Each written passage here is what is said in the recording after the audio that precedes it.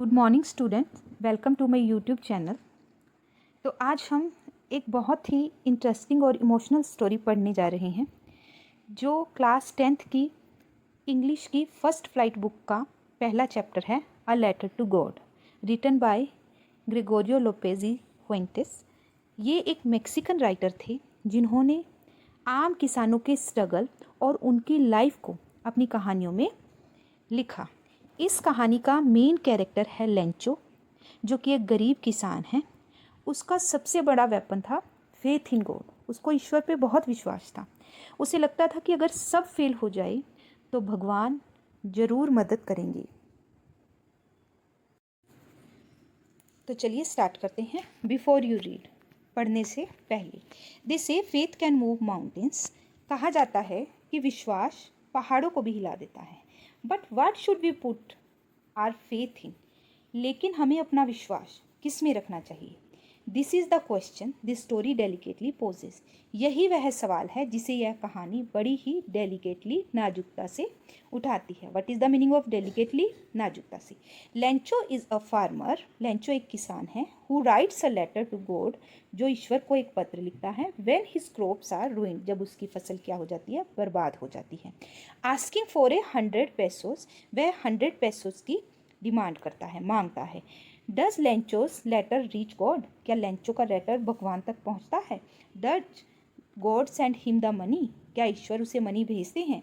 Think what your answer to this question would be, सोचिए कि आपके उत्तर इन सवालों के लिए क्या होंगे। And guess how the story continues before you begin to read it, और अंदाज़ा लगाइए कि कहानी आगे कैसे बढ़ेगी इससे पहले कि आप इसे पढ़ना शुरू करें। स्टूडेंट्स, आपको यहाँ एक एक्टिविटी दी गई है जिसमें ये डिफाइन किया गया है कि पोस्ट ऑफिस के द्वारा कैसे मनी को भेजा और रिसीव किया जाता है। One of the cheapest way to send money to someone is through the post office. कहा गया है कि सबसे सस्ता जो रास्ता है किसी को मनी सेंड करने का, वो है post office. Have you ever sent or received money in this way? तो आपसे पूछा गया है कि क्या भी आपने कभी इस तरीके से पैसे भेजे या मंगवाए हैं। Here what you have to do as you read the instruction, जैसे ही आप इंस्ट्रक्शंस को पढ़ते हैं, discuss with your teacher in the class, तो अपनी टीचर के साथ इन इंस्ट्रक्शंस को क्लास में डिस्कस कीजिए। The meaning of this word, नीचे जो वर्ड्स लिखे गए हैं इनके मीनिंग को अपनी क्लास में अपने टीचर्स के साथ डिस्कस कीजिए। पहला वर्ड है counter. What is the meaning of counter? Table. Counter clerk, counter clerk कौन होता है? जो पोस्ट ऑफिस में बैठता है एज ए क्लर्क। अप्रोप्रिएट का मतलब होता है ठीक या उपयुक्त। एक्नॉलेजमेंट का मतलब होता है स्वीकृति या स्वीकार। काउंटर फॉइल का मतलब होता है, काउंटर फॉइल रिकॉर्ड का मतलब होता है दूसरा हिस्सा या परत या फिर कॉपी उसकी, रिकॉर्ड उसका किसी भी चीज़ का। कंसल्ट डिक्शनरी इफ़ नेसेसरी, यहाँ बोला गया कि अगर आपको इन वर्ड्स को के मीनिंग को पहचानने में कोई दिक्कत आती है तो आप ज़रूर एक डिक्शनरी को यूज़ कर सकते हैं। Are there words corresponding to this English word in your language, क्या आपकी भाषा में इन इंग्लिश के शब्दों का से संगत या मिलता जुलता कोई शब्द है? इसके बारे में भी आपको देखना है। तो चलिए अब हम दी गई इंस्ट्रक्शंस को रीड कर लेते हैं। पहली इंस्ट्रक्शन है, inside the post office go to the counter marked money order. डाकघर के अंदर जाइए और उस काउंटर पर जाएं जिस पर लिखा होता है मनी ऑर्डर। सेकंड है, buy a money order from by paying 50 पैसे to the person behind the counter. Counter पर मौजूद व्यक्ति को 50 पैसे देकर मनी ऑर्डर फॉर्म खरीदें। उसके बाद है, fill in the appropriate boxes in the form. जो मनी ऑर्डर के फॉर्म पे जो बॉक्सेस होते हैं उनको ब्लॉक लेटर्स में फिल कीजिए। Pay the counter clerk the amount of money to be sent along with the charges. Counter clerk को भेजी जाने वाली राशि के साथ साथ शुल्क भी दे दें। उसके बाद क्या करना है, take back the acknowledgement counter foil for your record. अपने मनी ऑर्डर की रसीद को ले लें और अपने रिकॉर्ड में सुरक्षित रखें।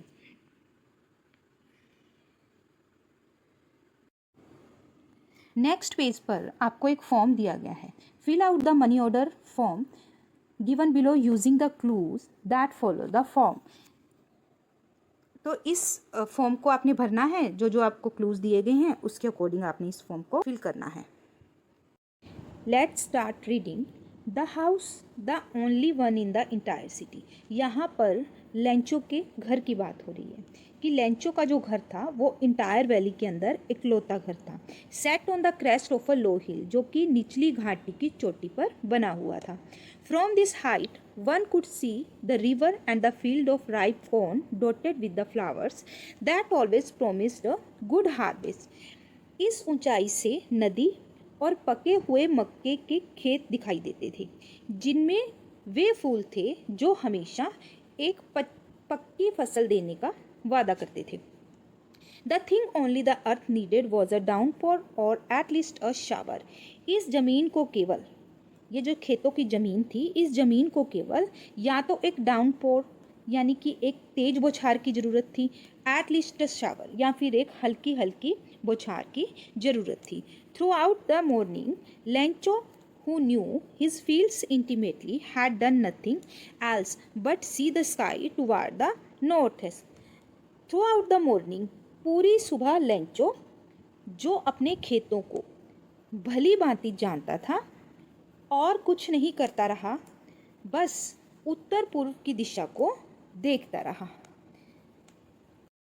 Now we are really going to get some water women. यहाँ पर लेंचो अपनी पत्नी से बात कर रहा है और कह रहा है, अब हमें सचमुच पानी मिलने वाला है औरत। The women who was preparing supper replied. वह औरत जो खाना बना रही थी बोली, यस गॉड विलिंग, अगर भगवान ने चाहा तो। The older boys were working in the field while the smaller once were playing near the house until the woman called to them all, come for dinner. बड़े लड़के खेत में काम कर रहे थे जबकि छोटे लड़के घर के पास खेल रहे थे, जब तक कि औरत ने सबको बुलाकर कहा, आओ खाना खाने। It was during the meal that, just as Lencho had predicted, भोजन के दौरान ही ऐसा हुआ कि ठीक उसी समय big drops of rain began to fall. बड़ी बड़ी बारिश की बूंदें गिरने लगी। In the north east huge mountains of cloud could be seen approaching. उत्तर पूर्व दिशा में बादलों के बड़े बड़े पहाड़ आते दिखाई दे रहे थे। The air was fresh and sweet. जो हवा थी वो ताज़ा और सुगंधित थी।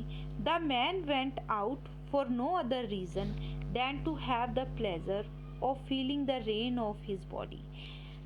वह आदमी लेंचो केवल बारिश को अपने शरीर पर महसूस करने के आनंद के लिए बाहर गया। When he returned, he exclaimed, जैसे ही वह वापस आया उसने बोला, These aren't raindrops falling from the sky. ये जो आसमान से बूंदें गिर रही हैं, बारिश की बूंदें गिर रही हैं, ये रेन ड्रॉप्स नहीं हैं, बारिश की बूंदें नहीं हैं। दे आर न्यू कॉइन्स, ये नए सिक्के हैं। The big drops are 10 cent pieces and the little ones are 5। जो बड़ी बूंदें हैं वो 10 सेंट की हैं और जो छोटी बूंदें हैं वो 5 सेंट की हैं।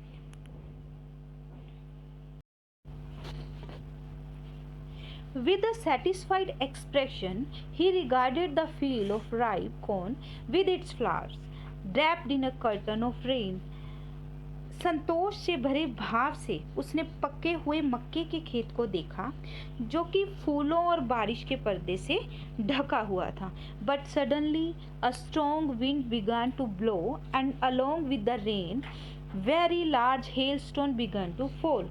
लेकिन अचानक तेज हवा चलने लगी और बारिश के साथ बड़े बड़े ओले गिरने लगे। These truly did resemble new silver coins. The boys, exposing themselves to the rain, ran out to collect the frozen pearls.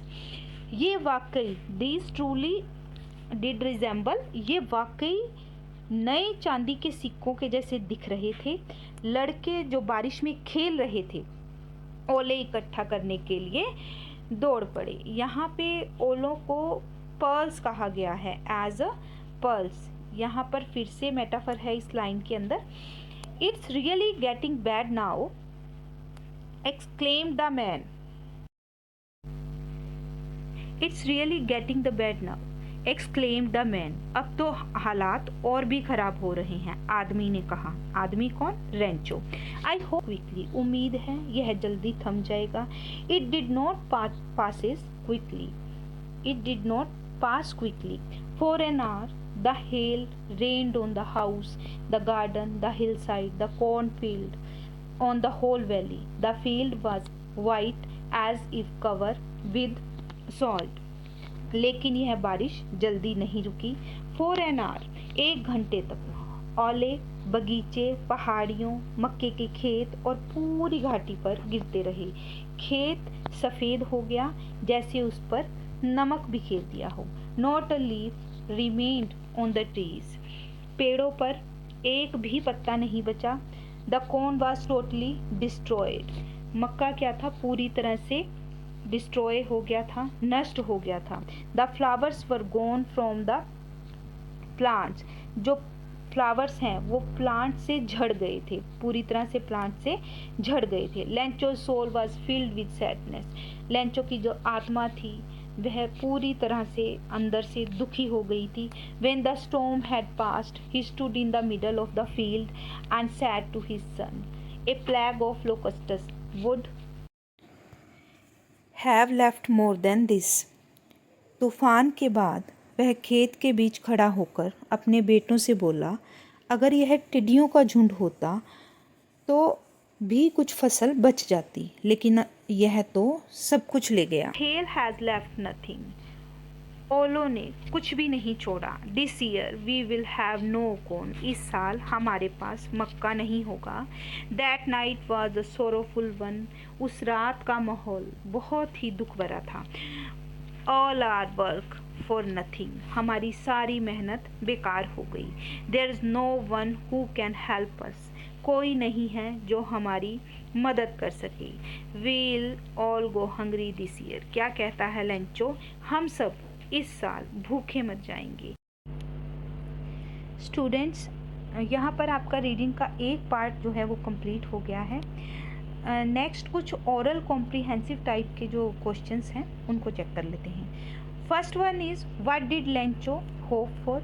Lencho hope for rain to water his field so that he could get a good harvest. Second question is, why did Lencho say the rain drops were like new coins? तो इसका answer है, he said this because the rain would give him a good crop, which mean money. Big drops were like 10 cent coins and small drops for 5 cent coins. Third question is, how did the rain change? What happened to Lencho's field? The rain suddenly turned into a hailstorm. The hailstorm destroyed all of Lencho's crops completely. Fourth question है यहाँ पर, what were Lencho's feeling when the hail stopped? तो यहाँ पर Lencho की feeling के बारे में पूछा गया है जब बारिश जो है थम गई, रुक गई। Lencho was very sad and worried. He felt his family would have no food and suffered from hunger. Students, thank you so much for watching my video. For part 2, don't forget to like, subscribe and share the video. Till then, take care. Bye-bye.